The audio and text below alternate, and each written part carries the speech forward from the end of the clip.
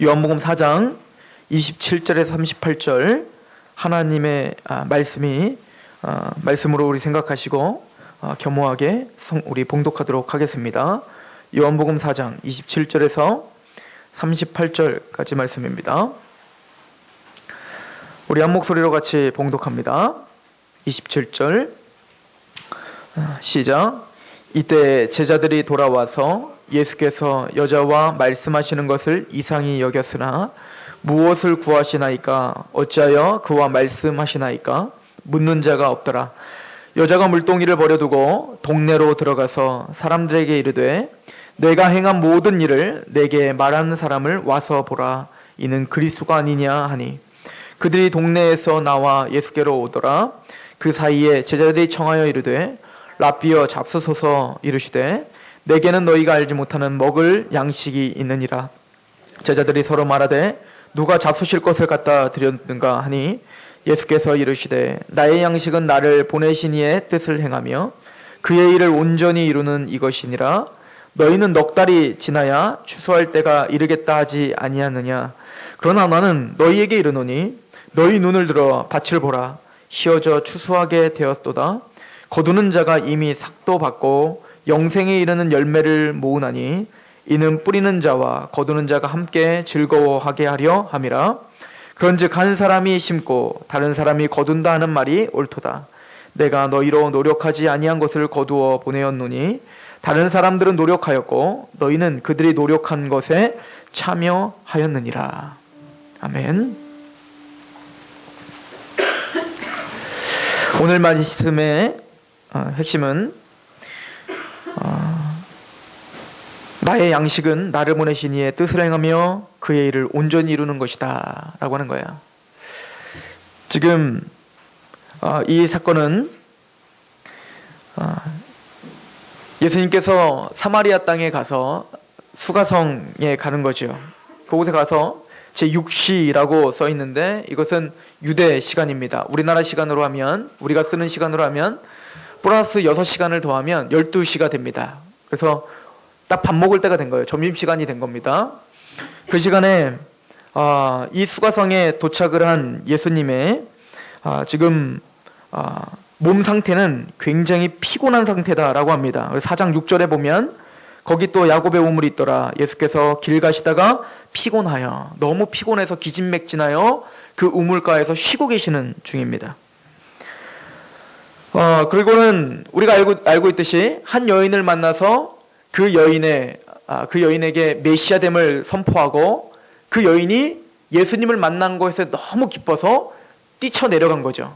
내가 메시아를 만났다. 즉 구원받은 겁니다. 예수님을 만난 겁니다. 그리고 뛰쳐내려갔단 말이에요. 그리고는 이제 예수님이 어떻게 보면 목적이 이루어진 거죠. 그 여인을 위해서 여기 왔는데 그리고 제자들이 점심을 사러 갔다 왔더니 예수님이 여전히 거기 앉아 계셔서 자 이제 먹을 걸 사서 좀 드시지요. 그랬더니 예수님이 하는 말이 이겁니다. 나는 이미 먹었다 이거예요. 양식을. 그랬더니 누가 갖다 줬냐 이거죠. 누가. 우리가 지금 먹을 거 갖다 줬는데 누가 중간에 와서 누가 우리 주님께 먹을 걸 갖다 줬지? 뭐 이런 이야기를 하는 겁니다. 지금 우리가 보기엔 참 어이없는 얘기를 하는 거죠. 제자들은. 예수님 영적인 이야기를 하는데 제자들은 육적인 이야기를 하는 겁니다. 그런데 제자들의 입장에선 그렇게 반응할 수밖에 없는 거죠. 여러분들이랑 같이 저랑 같이 등산을 갔는데 봤더니 김밥을 안 갖고 와갖고 여러분들이 막 뛰어내려가서 중턱에 왔는데 막 뛰어내려가서 김밥을 가지고 딱 왔더니 제가 앉아있는 겁니다. 목사님 김밥 좀 드시죠. 저는 이미 먹었습니다. 그럼 누가 목사님한테 먹을 거 갖다 드렸지? 누구지? 지금 이런 반응이거든요. 그랬더니 예수님께서 뭐라고 해요? 내 양식은? 그래도 제가 이런다고 해보세요. 집사님 제 양식은 주의 뜻을 행하는 것입니다. 이거 얼마나 어이없겠습니까? 근데 지금 예수님은 거의 그런 식으로 지금 반응을 하시는 거거든요. 그렇다면 예수님이 예수님 진짜 안 먹고 사신 분입니까? 아니죠. 예수님 먹으셔야 됐어요. 그럼 양식이 주의 뜻을 행하는 것이다. 이게 무슨 얘기입니까? 여러분들 1718년에 11월 3일 영국 정치가인 존 몬택 샌드위치 4세라고 하는 사람이 있었어요. 근데 이 샌드위치 4세 이름이 참 특이하죠. 이 샌드위치 4세는 정치가인데 하루는 도박을 한 겁니다. 자기 집에서 자기 집을 하우스로 내주고 이제 도박을 하는데, 포카를 쳤겠죠? 도박을 하는데, 이 카드놀이에 막 열중을 하다 보니까 밥 먹을 생각을 안 하는 거예요. 그러니까 하인이 와서 막 주인님 식사하셔야 됩니다. 그래서 듣지도 않아. 왜요? 지금 뭐에 빠진 거예요? 도박에 빠져버린 거예요. 그래서 계속 와서 주인님 좀 식사하셔야 됩니다. 그랬더니 마지못한 이 샌드위치 사세는 가갖고 식사를 하는데, 그러다 보니까 자꾸 이 흥이 깨져버리는 겁니다. 그리고는 밥을 먹어도 뭐만 자꾸 생각나요? 이 도박, 이 포커 판만 생각이 나는 겁니다. 그래서 이 사람이 어떻게 보면 호밀빵을 하나 가져다가 거기다 베이컨이랑 야채를 좀 넣고 그렇게 먹기 시작한 거예요. 왜냐면 지금 도박을 해야 되는데 자꾸 이 제대로 식탁을 해놓고 해서 먹는 것은, 이 귀족 식사는 도대체가 이 도박에 도움이 안 되는 겁니다. 그래서 만들어진 게 샌드위치인 거예요. 그래서 샌드위치를 이제 봤더니 도박판에 있던 그 귀족들이 어때요? 그거 좋은 생각이거든요. 자기도 지금 막 열중하고 있는데 샌드위치를 하나 해서 먹으면 어때요? 막 옆에다 싸놓고 먹으면서 막 도박을 해도 되니까. 그래서 그게 이제 도박판에서 먹던 메뉴가 이제는 사회로 나온 게 샌드위치. 이게 샌드위치 유래라는 겁니다.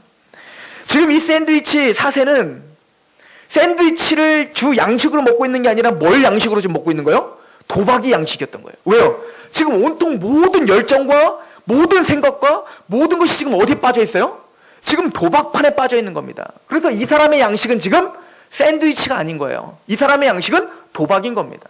꼭 요즘 청소년 아이들이 PC방에 가면 막 싸놓고 옆에다가 컵라면 싸놓고 막 컵라면 먹으면서, 얘네들은 컵라면 중요한 게 아니에요. 그냥 끼니를 때우는 거예요.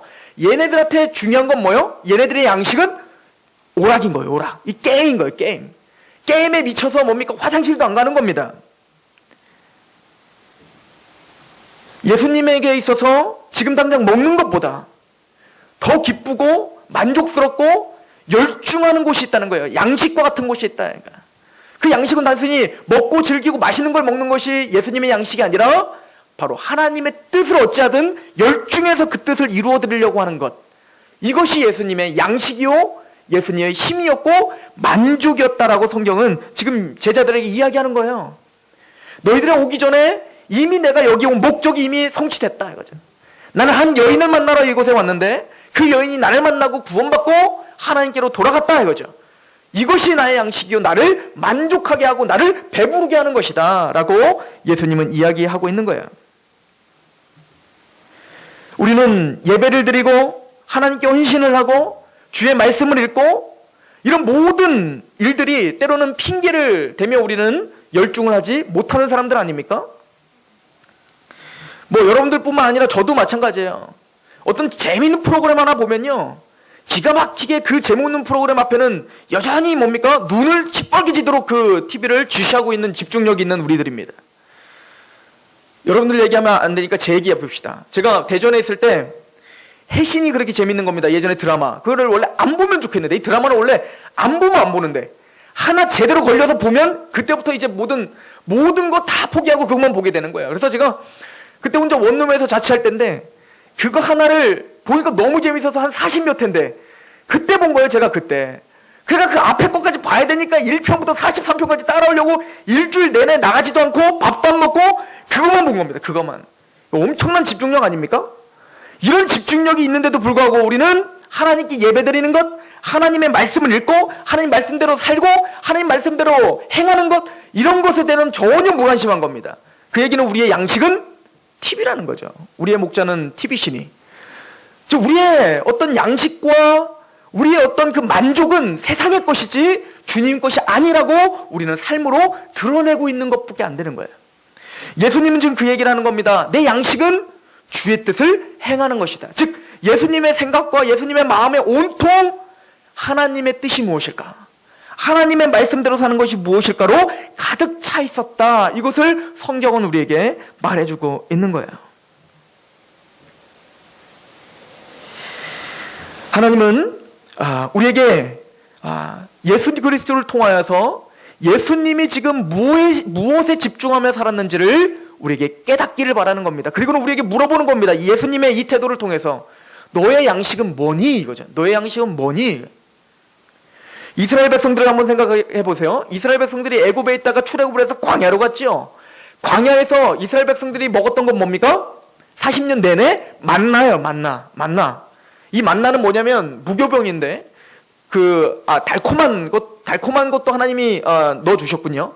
근데 그것은 뭐 하나의 빵과 과자 같은 건데 처음에 이 과자를 봤을 땐 기가 막히게 맛있는 거예요. 그런데 40년 내내 먹었더니 어때? 입에 물리는 거죠. 그러니까 이 이스라엘 백성들의 원망의 많은 부분은 뭐냐면 고기 먹고 싶다는 거예요. 고기, 마늘, 부추, 뭐 이런 거 먹고 싶다는 거죠. 광야에서 찾을 수 없는 거. 하나님은 그런데 그 이스라엘 백성들에게 그 애굽에서 끄집어내셨으면 더 맛있는 거를 더 많이 사주셔야 되는데 이스라엘 백성들 광야에서는 뭡니까? 척박한 그 광야로 불러주셨으면 좀 더 잘해주시고 또 윤택하게 하셔야 되는데 하나님은 계속 만나만 주시는 겁니다. 만나만.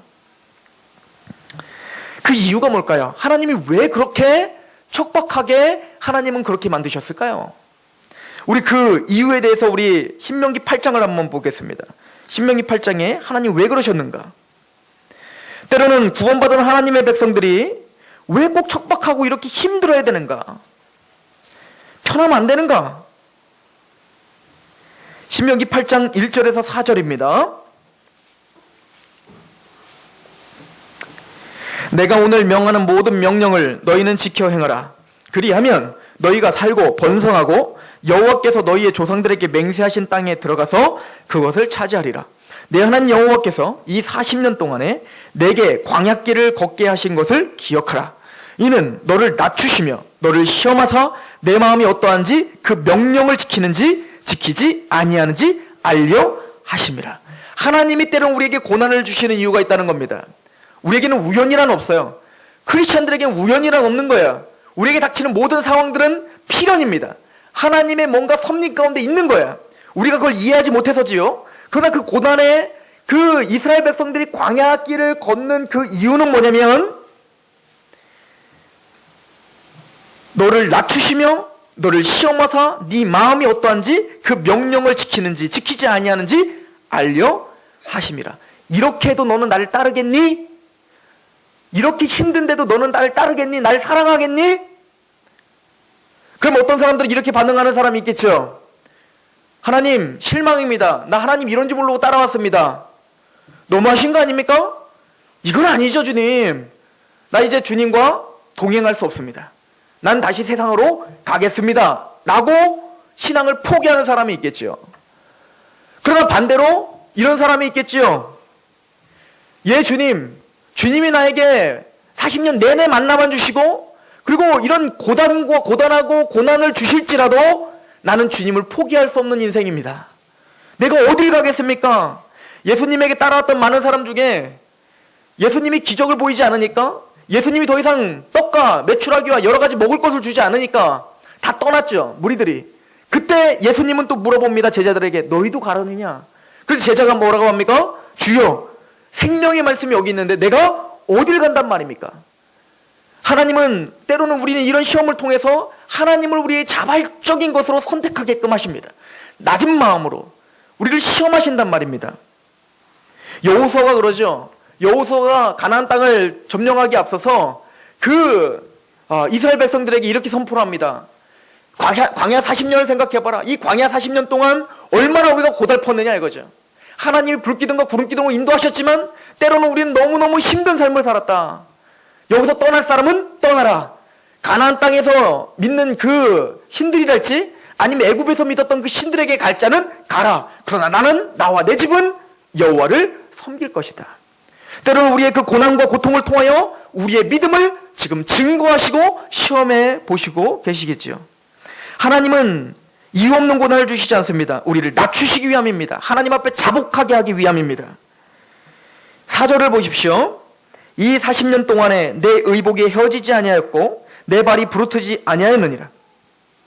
너는 사람이 그 아들을 징계한 같이 내 하나님 여호와께서 너를 징계하시는 줄을 마음에 생각하고 내 하나님 여호와의 명령을 지켜 그의 길을 따라가며 그를 경외할지니라. 하나님을 더 경외하게 하기 위해서, 하나님의 징계하심을 통해서 하나님의 아들다운 아들로 만들게 하시기 위해서 때로는 우리에게 채찍을 들으시고 때로는 우리에게 고통도 주실 수 있다라고 성경은 우리에게 이야기해요. 그리고는 우리가 잘 아는 말씀이 선포되는 겁니다. 3절입니다. 같이 읽어볼까요? 시작. 너를 낮추시며 너를 줄이게 하시고 또 너도 알지 못하며 내 조상들도 알지 못하던 만나를 내게 먹이신 것은 사람이 떡으로만 사는 것이 아니요 여호와 입에서 나오는 모든 말씀으로 사는 줄을 내가 알게 하려 하심이라. 이겁니다. 구원받은 하나님의 사람은요, 이스라엘 백성들이 이제 애굽을 떠났어요. 애굽을 떠나고 하나님의 구름 기둥과 불 기둥에 들어서는 그 즉시 이제는 뭡니까? 애굽에서 누렸던 고기나 부추나 그 모든 것들은 끊어지는 거야. 그리고 하나님만이 주시는 그 만나만 먹고 살아야 돼요. 좋든 싫든. 마찬가지로 구원받은 하나님의 사람, 우리가 성도라는 칭함을 받으면 하나님은 이제 하나님이 주시는 것으로만 살게끔 우리를 단련시킬 것입니다. 내가 뭔가 하려고 하면 그걸 실패하게 만드실 거야. 내가 뭔가 하나님의 계획을 세우고 하나님을 떠나서 하면 하나님 그거 실패하시게 할 거예요. 왜요? 하나님이 주시는 것만 먹게 하실 거야. 왜죠? 사람이 떡으로만 사는 것이 아니요 여호와의 입에서 나오는 말씀으로 사는 것을 증명해 내셔야 되기 때문에 그래요. 이스라엘 백성에서 여호와께 만약에 불순종하면 어떻게 됩니까? 만나가 끝이면 끝이거든요.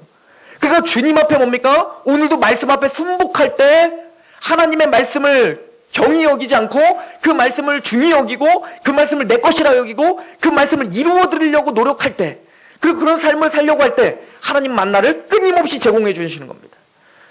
하나님은 우리에게 때로는 고통과 만나만 먹게 하시는 이유가 뭐라고요? 우리의 삶이 떡으로만 사는 게 아니라 여호와의 입에서 나오는 말씀으로 산다는 것을 깨닫게 되는 인생으로 우리를 만드시기 위함이라는 겁니다. 세상 사람들이 이거 죽어도 모르거든요. 세상 사람들은 절대 이거 모르거든요. 자기가 잘나서 잘 먹고 잘 사는 줄 알거든요. 자기가 잘나서 좋은 직장에 취직했는 줄 알거든요. 자기 잘난 맛에 사는 거거든요. 그러나 우리는 아니라는 거야. 우리는 무엇을 하든 작은 걸 하든 큰 것을 하든 이 모든 것이 다 여호와께 말씀 앞에 순종하지 않으면 초계와도 같구나. 금방 하나님은 다 걷어가실 수도 있고 때로는 다 부어주실 수도 있는 거구나. 이것을 깨닫게 하시기 위해서 하나님은 여러분들의 삶을 쥐고 흔드실 거라는 얘기입니다.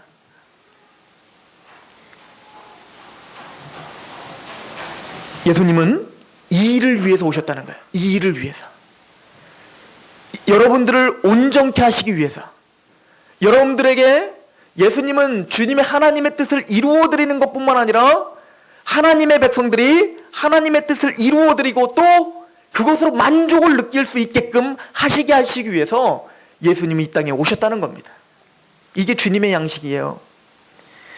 여기 봤더니 뭐라고 합니까? 신명기 8장에 5절에 보면 너는 사람이 그 아들을 징계한 같이 내 하나님 여호와께 너를 징계하시는 줄을 마음에 생각하라 이거죠. 그래서 하나님은 우리를 징계하실 수도 있다는 거예요. 이 이야기를 히브리서 기자가 동일하게 하고 있는 거 아닙니까? 가봅시다. 히브리서 12장입니다.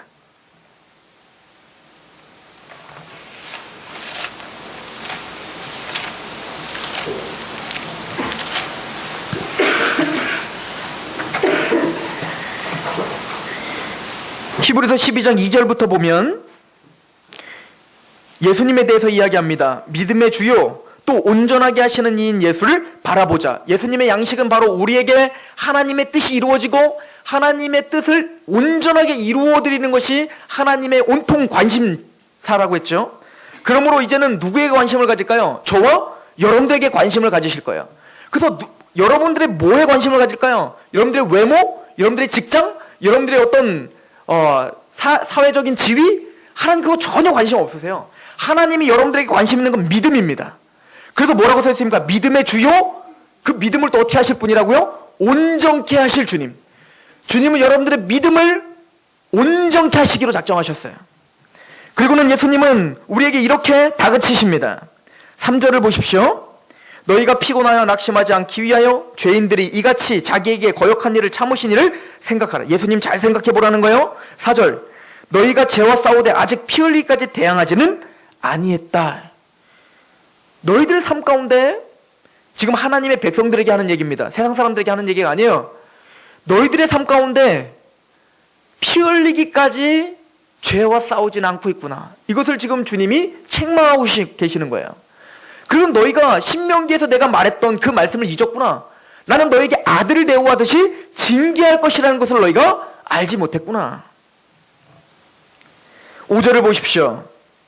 또 아들들에게 권하는 것 같이 너희에게 권면하신 말씀도 잊었도다. 일렀으되 내 아들아 주의 징계하심을 경히 여기지 말며 그에게 꾸지람을 받을 때에 낙심하지 말라. 주께서 그 사랑하시는 자를 징계하시고 그가 받아들이시는 아들마다 채찍질 하심이라. 하나님은 우리를 사랑하십니다. 우리를 온전케 하시기 위하여 지금도 열심히 일하고 계시는 중이에요. 때로는 그래서 우리에게 징계가 있을 수도 있습니다. 그런데 보십시오. 우리 10절 말씀부터 같이 봉독해 봅니다. 10절입니다. 시작. 그들은 잠시 자기의 뜻대로 우리를 징계하였거니와 오직 하나님은 우리의 유익을 위하여 그의 거룩하심에 참여하게 하시느니라. 하나님이 우리를 징계하시고 고난 가운데 허락하시는 이유가 뭐라고요? 우리를 거룩한 곳으로 인도하시기 위해서. 11절. 무릇 징계가 당시에는 즐거워 보이지 않고 슬프지요. 슬퍼 보이나 후에 그로 말미암아 연단을 받은 자들은 의와 평강의 열매를 반드시 맺게 될 것입니다. 그래서 그 거룩함에 하나님이 예수 그리스도가 느끼는 그 만족, 하나님의 뜻을 이루어드리고 갖고 있는 그 만족을 우리에게도 동일하게 느끼게 해주실 거라는 거예요. 우리는 이 만족이 사실은 뭔지 잘 몰라요. 근데 아시는 분도 있고 모르시는 분도 있어요. 제가요, 결혼을 할 때, 결혼식 날 지금 생각해보니까 저녁을 안 먹었어요, 저녁을. 제가 그때 2시 결혼식이었는데, 2시 결혼식인데, 점심도 하나도 없고, 그 뷔페가 있잖아요. 점심도 안 먹었어요. 뷔페가 있는데, 거기가 무슨 99가지인가, 뭐 100가지인가 넘는 뭐, 반찬을 했다는 거예요. 그래서 거기를 정한 거거든요. 그런데 먹고 싶잖아요. 근데 결혼식을 하니까 그 먹을 생각도 안 나고, 그게 중요하지 않아요, 지금. 먹건 안 먹건 막 와서 제가 막 지나다니는 인사하니까 밥 먹었어? 밥 먹어? 그 얘기조차 들리지도 않아요. 지금 그게 중요한 게 아니에요. 빨리 결혼식 잘 끝내야 되거든요. 지금 이거에 지금 온통 정신이 팔려 있으니까 밥 먹는 게 중요하지 않아요. 그때 저의 양식은 뭐예요? 저의 만족감은 뭐예요? 결혼이에요. 얼마나 기뻤으면. 낚시하는 사람들 보십시오. 낚시하는 사람들은요, 밥도 안 먹고 밤을 꼬박 세워요. 이거 엄청난 집중력 아닙니까? 언제나 고기 나올지. 그리고 한 10분 기다렸는 줄 알고 딱 봤더니 2시간 기다리고 막 이런 겁니다. 정말 낚시에 미치면 거의 팬이 되더라고요. 거기에 아주 집중하는 거예요. 또 좋은 책에 빠지면, 제가 군대에 있을 때 손양원 목사님 책을 제가 자꾸 추천하는 이유가 뭐냐면, 구원을 받고 나의 아버지 손양원 목사님 책을 읽는데, 제가 원래 책을 정말 죽기보다 싫어하는 사람이거든요. 원래 고등학교 때까지. 만화책도 보기가 힘들어가지고 애들끼리 돌려보면 저 때문에 만화책을 보기 싫어했어요. 왜냐면 한권을 붙잡으면 하루 종일 보니까. 그런데 그 책을 딱 잡는데, 그 책은 하룻밤에 한 4-5시간 만에 그걸 다 본 거예요. 밥도 안 먹고 잠도 안 자고 눈이 빨개져라 그걸 계속 본 겁니다. 눈물 흘려가며. 그게 뭐죠? 그게 너무 좋은 거예요. 그 기쁨이 너무 좋은 거예요. 잠이 얼마나 달콤합니까? 근데 잠을 포기해도 돼요. 밥 안 먹어도 돼요. 그 책을 읽는 그 기쁨이 너무 충만한 겁니다. 게임하는 청소년들을 보시고, 또 저희 때는 또 지금 이제 청소년들이 그런 거 안 할 거예요. 좋아하는 연예인, 특히 여자애들, 좋아하는 연예인들에게 좋아하는 연예인 브로마이드를 사요. 이만한 브로마이드를 사고, 거기다가 진짜 이만한 글씨로 깨알같이 써가지고 하나 가득 편지를 쓰는 거예요. 그걸 한 10장을 쓰는 거예요. 밤새도록 공부도 안 하고 밥도 안 먹고 그것만 쓰는 거예요. 왜 거기에 집중하는 거예요? 그게 그렇게 만족이 느껴지는 거예요. 아무것도 누가 주는 것도 아닌데 그거 쓰면서 그냥 너무 기쁜 거죠. 이거를 우리가 어떻게 경험할 수 있습니까? 그걸 해보지 않은 사람은 경험해 볼 수가 없는 거예요. 하나님의 뜻을 행해보고 하나님의 말씀대로 살아보고 그 말씀에서 승리해본 그 경험, 우린 그 만족을 모르는 사람들인 거예요. 근데 또 어떨 때는 또 하나님 말씀을 깨알같이 우리가 한번 순종해봤을 때 느껴오는 그 파도처럼 밀려오는 그 기쁨이 있거든요. 그 기쁨을 만끽해보지 않은 사람, 예수님이 내 양식은 주의 뜻대로 살아가는 거야, 이것을 어떻게 우리가 이해할 수 있으며 그 제자들이 예수님의 한 말을 어떻게 이해할 수 있겠습니까? 근데 예수님은 우리에게 징계를 하셔라더라도 그 하나님의 말씀을 지켜 살아갈 때 느껴지는 그 만족감, 이거를 느끼게 해주고 싶으신 겁니다. 여러분들 무엇을 할 때 여러분들은 만족을 느끼십니까?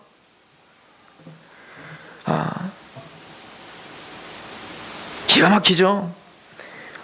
그 게임하는 청소년들은 진짜로 그 게임을 하면서 정말 곤비치도 않고 피곤치도 않고 정말 독수리 날개 치고 올라가는 듯이 새 힘이 어디서 올라서 계속 끊임없이 그에 집중하잖아요. 목숨을 다하고 뜻을 다하고 성품을 다해서 뭐요? 게임에 집중하잖아요. 그런데 너무 놀랍게 우리는 그 게임이 아닌 어른들도 무엇인가에는 지금 우리는 그렇게 집중하고 있는 거예요. 자녀들에게 그렇게 집중하고 살 수도 있어요. 또 돈에 그렇게 집중하며 우리는 살 수도 있어요. 그런데 하나님 우리에게 말합니다. 너희 목숨을 다하고 뜻을 다하고 성품을 다하여 주 너희 하나님을 사랑하라. 우리는 무엇에 열중하며 사시고 무엇이 우리의 양식이란 말입니까? 예수님은 하나님의 뜻을 이루어드리는 것이 양식이라고 합니다. 그리고는 그 뜻의 핵심에는 뭐가 있냐면 바로 영혼이 있죠. 우리 요한복음 6장을 한번 가보십시오. 6장 38절을 보세요. 예수님의 양식입니다.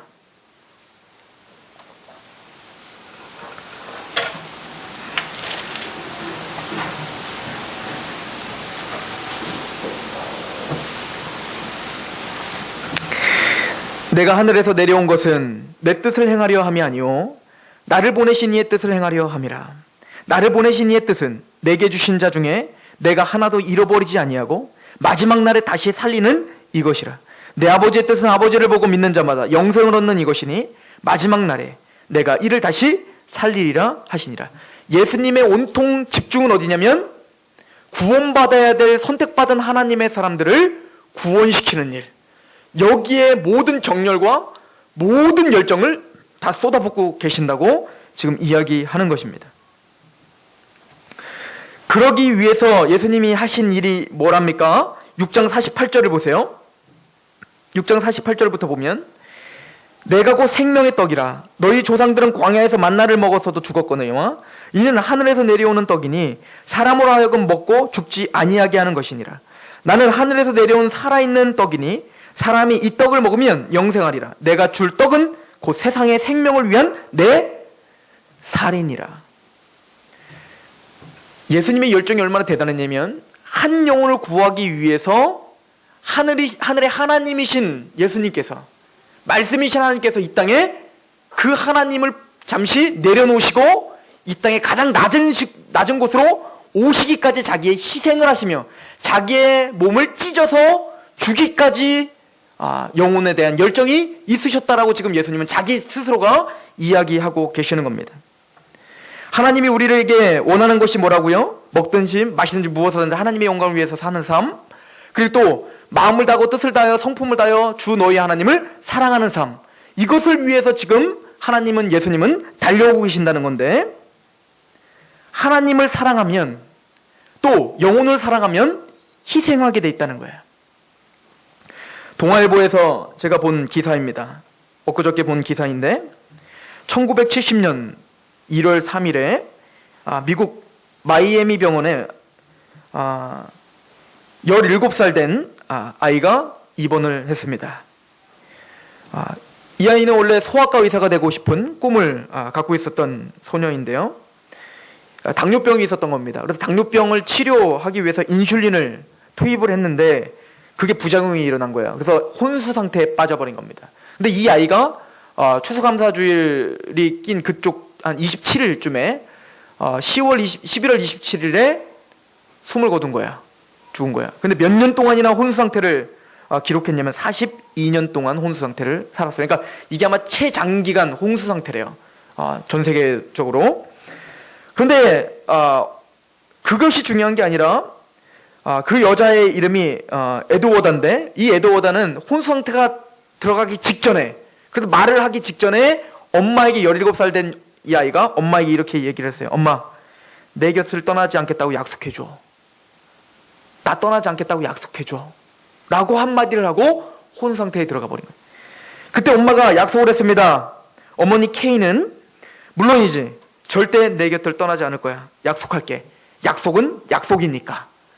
약속이니까 반드시 지켜질 거야. 걱정 마. 이렇게 하고는 그대로 이 부모는 혼수 상태에 있는 그 딸아이에게 책을 읽어주고 또 혼상태에 아무 소리도 안 나는 그 딸아이에게 계속 대화를 시도하고 또 끊임없이 혼자 대화를 주저리 해줬던 거야. 그러던 중에 1976년, 그러니까 6년 후죠. 6년 후에 이 부모가 그렇게 헌신적으로 그 부부가 다 그렇게 헌신을 했는데 남편이 심장마비로 죽은 겁니다. 그리고는 이 어머니 혼자 남았는데 그때부터 아예 방을 딸 방으로 옮겨서 딸과 함께 같이 자기 시작한 거예요. 그래서 심장마비, 그 혼상태에 있기 때문에 가만히 있으면 욕창이 나잖아요. 그래서 2시간마다 이렇게 돌려주는 거예요. 매일매일을 2시간마다 돌려주고, 그리고 4시간마다 인슐린 주사를 놔주고, 그러다 보니까 평생 이 어머니는 38년 동안 한 번도 1시간 이상을 잡은 적이 없는 거예요. 1시간 반 동안 쪽잠 자고 일어나서 또 하다가 또 피곤해서 쓰러져서 이렇게 38년 동안, 그래서 2008년 3월 7일에 딸 옆에서 평안한 얼굴로 숨을 거뒀어요. 딸 품에서. 그걸 보던 이제 그 혼상태에 있는 그 동생이 어머니가 돌아가신 걸 보면서 자기의 모든 직장을 다 포기하고 그 누나에게, 언니에게 와서 언니를 보살피기 시작했고, 그리고는 그 언니가 드디어 이제 27일 날 하늘나라로 간 겁니다. 이게 가능합니까? 38년 동안 매일 1시간도 제대로 못 자면서 쪽잠을 자면서 2시간마다 그 딸을 욕창이 날까봐 옮겨주고, 그리고는 책을 읽어주고 대화를 시도하고 평생을 38년이라는 긴 세월을 그렇게 보냈다는 거예요. 이거는 사실은 가능하지 않은 거예요. 이게 사랑입니다. 사랑이란 이런 희생을 감수하게 만들어버리는 겁니다. 사랑은 실제적으로 자기를 포기하게 만드는 거예요. 자기 모든 삶을 포기하게 만드는 그 힘이 그 사랑에 있는 것입니다. 근데 예수님이 바로 하나님을 그런 식으로 사랑한 겁니다. 예수님께서 하나님 앞에 자기 목숨을 다 버리고 자기 모든 인생을 다 버릴 정도로 하나님을 목숨을 다하고 뜻을 다하여 주 너희 하나님을 사랑한 겁니다. 그게 주님의 양식이었던 거야. 또한 하나님이 우리를 향한 사랑이 바로 이것입니다. 인내하시고 자기 아들을 포기하시기까지 우리를 끊임없이 인내하시고 끝까지 사랑하시는 그 사랑이 우리를 지금도 살게 하고 우리를 구원시킨 사랑이라는 것입니다. 그리고는 성경은 우리에게 물어보는 겁니다. 다른 신을 믿을래? 아니면 나와 같이 주 너희 하나님을 택할래? 이런 사랑을 우리에게 보여주시고 주님 우리에게 말하는 겁니다. 너는 목숨을 다하고 뜻을 다하고 성품을 다하여 무엇을 위해서 살고 있니? 모든 열심을 다해서 몰입하시는 그 주님을 보시기 바랍니다. 지금 수가서 여행을 만나러 예수님이 오고 계세요. 이 예수님은 우리 요한복음 4장에 보시면 4장 4절을 한번 보시겠습니까? 요한복음 4장 4절에 같이 한번 읽어봅니다. 시작. 사마리아를 통과하여야 하겠는지라. 자, 예수님은 지금 예루살렘에 있다가 갈릴리 고향으로 이제 가시려고 하는 거예요. 갈릴리로 가시려고 하는데 우리나라처럼 좀 길게 생겼습니다. 이 유대 땅이.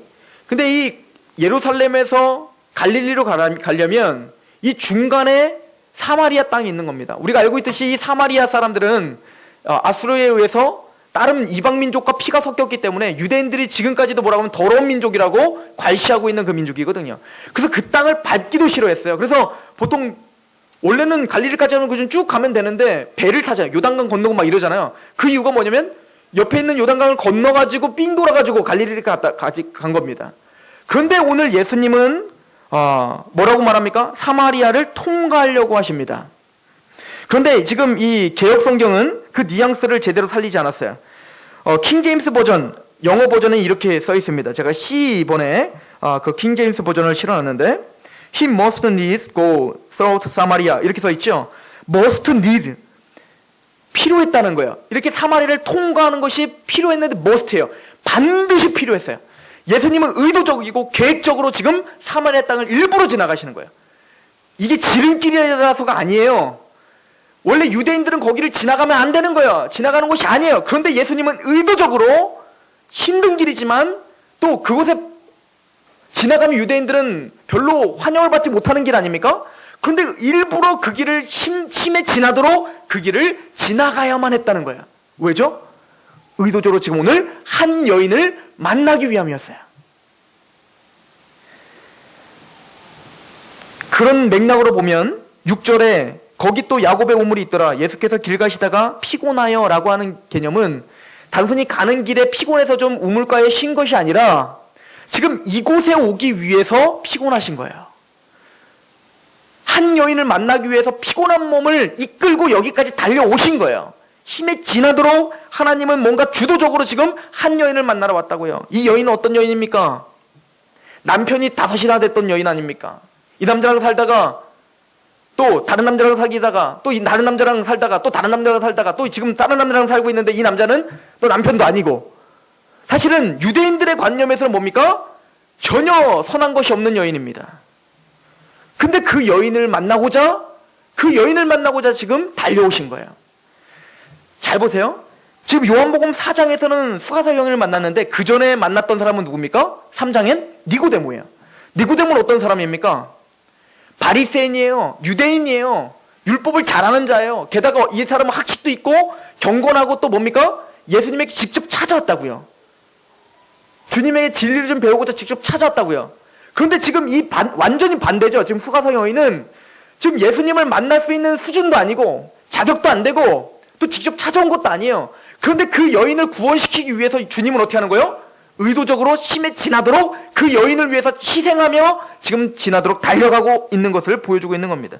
이 얘기는 예수님은 지금 하나님의 뜻을 이루어드리기 위해서 그 뜻의 중심에 누가 있다고요? 사람이 있다고요. 영혼이 있다고요. 그 영혼을 위해서 뭡니까? 모든 것을 포기하고 달려가는 겁니다. 그리고 그 여인이 구원받으니 만족감을 느낀 거예요. 와, 나는 먹지 않아도 배부르구나. 내 양식은 바로 이것이다 이거예요. 하나님의 뜻을 이루기 위해서 내가 이곳에 왔다. 이것을 위해서 이곳에 온 것이다 라고 주님은 제자들에게 이야기하고 계시는 것입니다. 저의 인생을 한번 봅니다. 저의 사역을 한번 봅니다. 과연 내가 무엇에 몰두하며 지금 달려왔는지, 이 말씀을 준비하면서 하나님 앞에 너무나 죄송했고 또 저의 사역이 얼마나 허황됐는지를 보게 된 겁니다. 그렇다면 저와 여러분들이 이 말씀을 통해서 여러분들은 무엇에 열정을 갖고 무엇을 여러분들의 모든 것을 다해서 지금 쫓고 있는지를 다시 한번 하나님 앞에 점검하시고 다시 한번 그 방향을 바로잡기를 소망합니다. 기도하겠습니다.